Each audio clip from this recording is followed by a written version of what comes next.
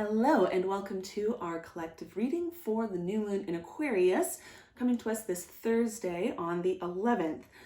Now, we've been hearing a lot about Aquarius for a lot of reasons. It's Aquarius season, obviously, new moon, sun and moon conjunct in Aquarius.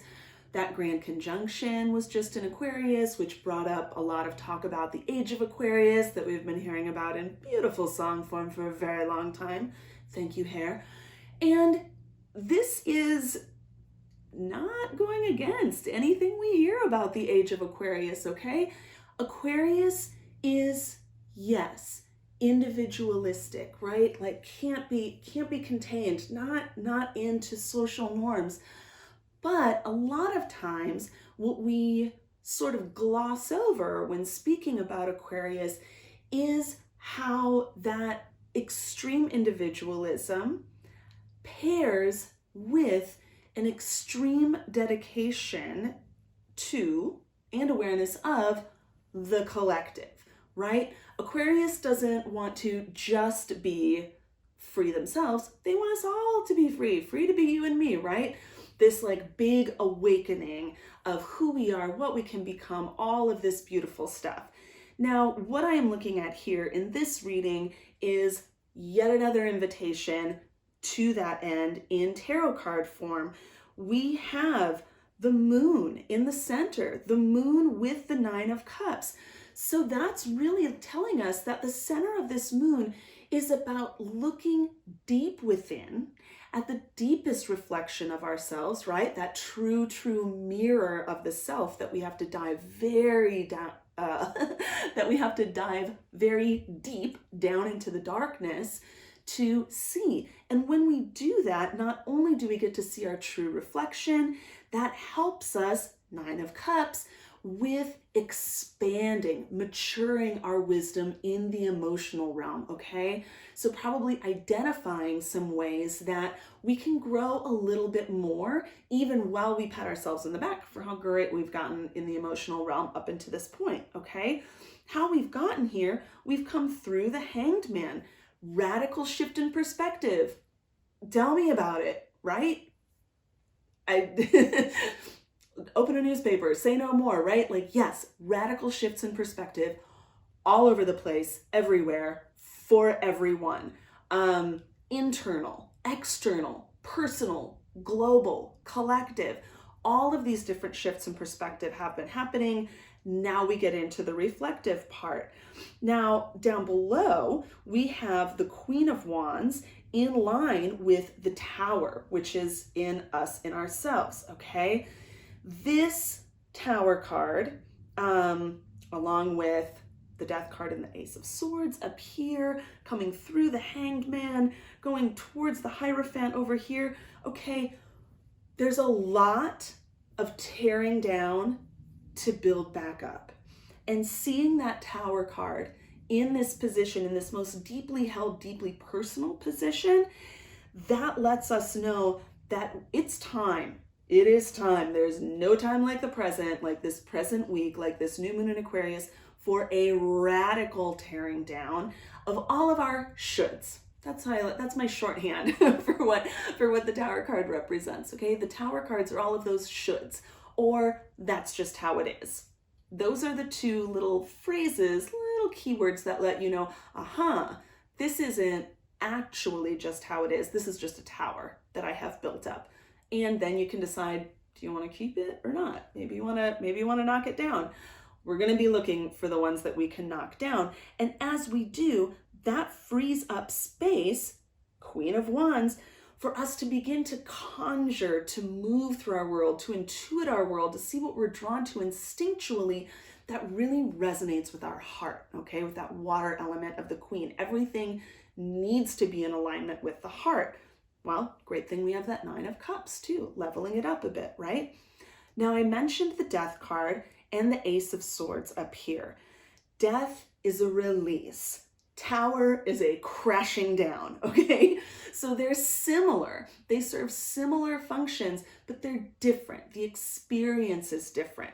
And the Death card is sitting up here in this super conscious position that's kind of shining down on our world, right? Our personal world, our immediate world, and, you know, the whole world, really.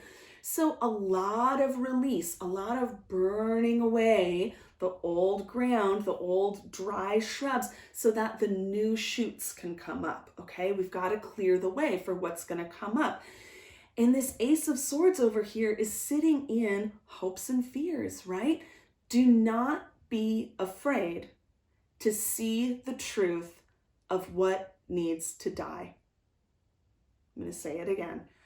Do not be afraid to see the truth, to receive the truth, receive this divine air wisdom from the universe about what can be released, what can be let go of, what can be burned away to make room for the new. That is going to be a huge thing this week. It is definitely going to also involve that Tower card, okay? My guess is that there won't be much resistance specifically to the things that need to be released, but more Tower card, what those things represent and what releasing them means for these other structures that we've been holding on to, okay? It's a very, very big deal, and you got it. We got it. We're all doing it together. It's fine. You got it. I got it. We're here together. Now, the Hierophant is another clue to what a big deal this is, okay?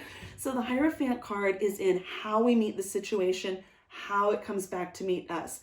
Position of threefold return, right? This concept that what we put out into the world, we get back threefold. So, you know, you want to really be careful about what you put out into the world.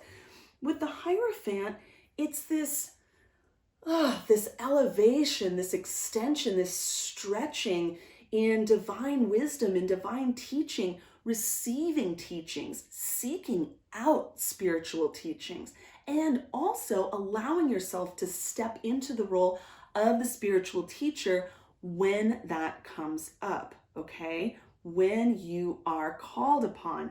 The Hierophant can be a very, very big, very life-altering energy when we allow it to be. When we are seeing it in the context of the rest of this spread, it's time to allow it to be, okay? So really, as much as you can stretch open all parts of your spiritual being to invite in new teachings from individuals, from books, from, you know, like videos of awesome people you follow on YouTube, like who, it doesn't matter. It doesn't matter. It doesn't have to be someone who lives on a misty mountaintop, right? Hierophants come to us in all forms, and really that's, you know, in folklore, that's the thing. The Hierophant comes in the guise of a very unlikely person or entity, right? So be on the lookout, be open, receive the teachings, convey the teachings, get in that Hierophant flow. That's huge. The other two cards we have are 2 threes, 3 of Wands in this upcoming energy, and then 3 of Coins in our key card position. So it really is bringing all of this deep, profound, cracking open, releasing, growing anew, receiving truth, spiritual teachings, all of this huge personal stuff out into the public, okay? Now it's threes. It's just a little public. It's just a little, maybe a little private public, if that makes sense, right? Just a small little select group for now. That's fine. You don't need to be shouting from the rooftops. You can if you want, but threes are, you know, there's small collaboration. And when that 3 of Wands kicks in, it's going to bring up this like kind of pull, this fire energy, instinct, pull towards other people, other situations, other places, other directions that you just really want to get involved with for some reason. Well, then the Hierophant card comes back up and ta-da, that's what reason, right? Because there's something to learn there. And with the 3 of Coins as the key card, as we move through all of this really big, awesome, rich stuff that's going on, keep open to the practical implications of it. We're talking about a lot of lofty, esoteric, spiritual stuff. But hey, we are spiritual beings living in these physical bodies on this physical plane, right? We can bring that loftiness down into our material world, into the practical. And this week, we are very much invited to do that with the help of others. 3 of Coins, collaboration with other people with complementary skill sets, okay? And you know what? If you think that you don't know anybody with a complementary skill set right now, wait until we get a little further into this new moon, because everybody is going through this. We are going through this together. Look around you at the people around you. Everyone is getting cracked open in the same way. This is a reading for the collective. So again, if you think those people aren't around, wait a couple days and see who shows up at your door looking exactly like your best friend that you've known forever, that obviously you're potted with because we're still in a pandemic. Otherwise they wouldn't be at your house, right?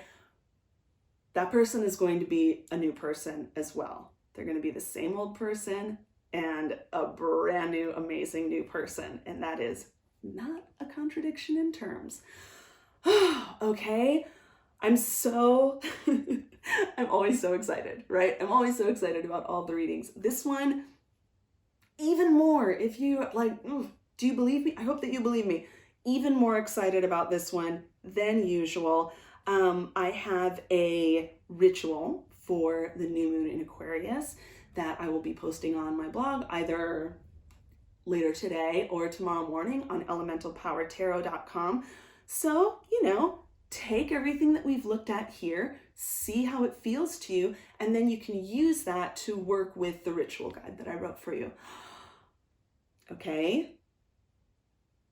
I'm so excited. Happy new moon, and I will talk to you soon.